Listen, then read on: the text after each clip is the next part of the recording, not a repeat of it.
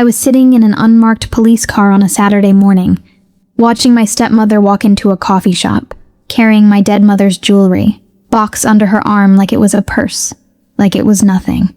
Like 30 years of my mother's life, her rings, her pearls, the locket with my first grade picture inside, could be exchanged for cash before lunch. And I sat very still in that passenger seat. And I thought, she has no idea what's about to happen. The detective next to me said, "Okay, we're moving in." That's where this story ends. But to understand how we got there, to understand what was in that mahogany box and why I would spend 6 months building a case before I let anyone touch her, you need to go back to the beginning. Stay with me, because what I found on Facebook, Marketplace in 20 minutes, a photograph that Sandra didn't realize told me everything. That's the moment this whole thing cracked open. Her name was Patricia Ellison. Everyone called her Pat. She grew up in Rockford, Illinois, the daughter of a watchmaker, which is maybe why she understood the value of things that were built to last. She collected jewelry the way some women collect memories, deliberately, meaningfully, one piece at a time. Her mother's pearl earrings, a sapphire bracelet she bought herself. The year she got promoted, because she believed a woman should mark her own milestones. The diamond solitaire my father proposed with in 1987, on the front porch of her parents' house on a Sunday evening in June, and a gold locket with my first grade picture inside, that she wore every single day until she couldn't anymore. My mother was diagnosed with ovarian cancer when I was 24. She fought for 2.5 years with the kind of grace that makes you simultaneously in awe of a person and completely devastated by them. She passed on a Thursday in November, and the whole world went quiet in a way I have never fully recovered from. My father, Robert Ellison, was not a bad man. He was a grieving man, which is different, though the outcomes can look similar from the outside. He met Sandra at a grief support group 14 months after my mother passed. They dated for 8 months. They were married in a small ceremony that I attended because my father asked me to, and because I loved him, and because I was trying, genuinely trying, to be the kind of daughter who didn't make his healing harder. Sandra was polished, organized, the kind of woman who rearranged furniture within a week of moving in and called it freshening up the energy. She smiled at me at all the right moments in public, and made my father laugh, again, which I held onto like a life raft, because it felt like proof that this was going to be okay. Then my father had a stroke 18 months into their marriage. Mild, the doctor said, but it affected his memory and his daily functioning. Enough that Sandra became his primary caretaker and the dominant decision-maker in that house. And then things started disappearing. Not all at once. Not dramatically. That is not how people like Sandra operate.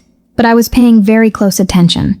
And what I was building, quietly, methodically, visit by visit, was about to become the most important folder I ever put together.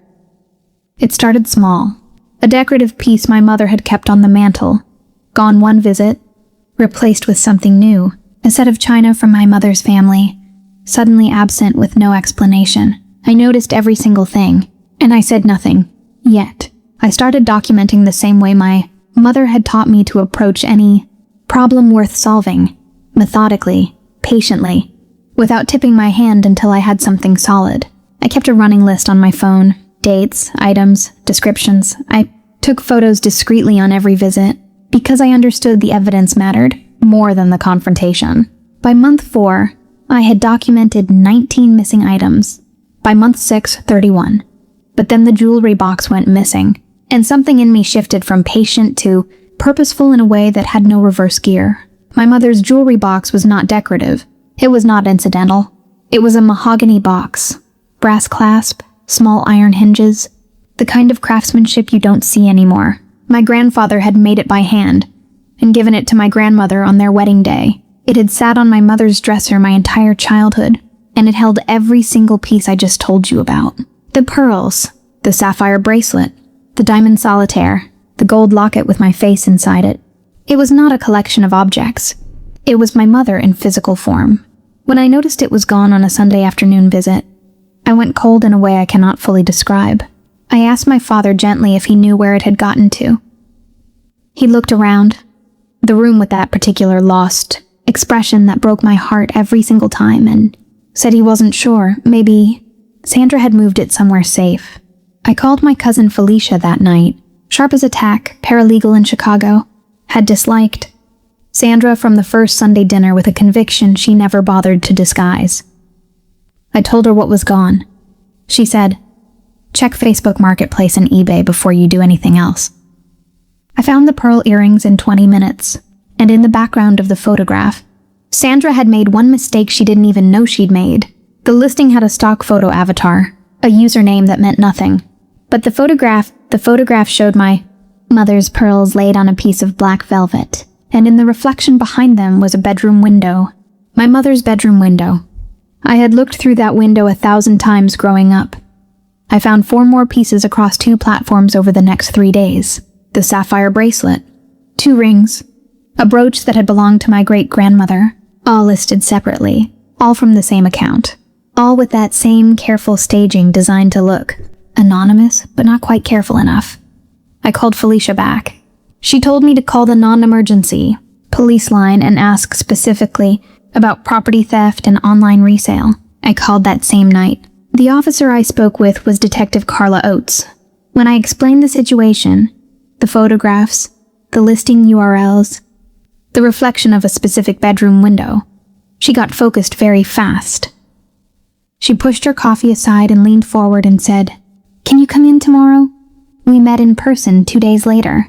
I brought a folder, printed listings, my 6 months of documentation, photographs of the original items from my mother's social media and family albums, a handwritten inventory. Detective Oates looked through every page. Then she looked up at me and said, "We can work with this." The setup took 11 days, a decoy buyer, a meeting location, a time and date that Sandra confirmed through the Marketplace account without any hesitation at all, and because she had absolutely no idea the person on the other end of those messages was sitting in a police precinct in DuPage County. That Saturday morning, I sat in the passenger seat of an unmarked car outside a coffee shop in Naperville, Illinois, and I watched Sandra walk through that front door carrying my mother's mahogany jewelry box under her arm, like it was a purse, like it was hers, like it had always been hers. Detective Oates said, "Okay, we're moving in." I sat very still, and I thought about my mother, about the locket, about the sapphire bracelet she bought herself the year she got promoted, because she believed a woman should mark her own milestones, about the pearl earrings that were supposed to travel from my great-grandmother's ears to my grandmother's to hers, and then to mine. 2 officers walked through that door, and handcuffs went on Sandra's wrists. Sandra was charged with felony theft and fraudulent sale of stolen property. And then came the harder part, telling my father. It wasn't one conversation. It was several, spread across days, careful and gentle, each one trying to find the words that would make a grieving, memory-affected man understand that the woman he had trusted with his home and his heart had been systematically erasing the woman who came before her. The day it finally landed for him, the day I watched his face move from confusion to comprehension. He cried in a way I had not seen since my mother's funeral.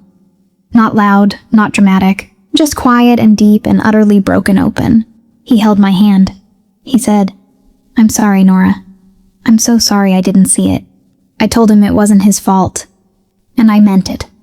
Because Sandra had counted on exactly that, on a man whose grief had made him vulnerable, whose illness had made him dependent, and whose trust she had used as a tool. That is who she was. That is what she did.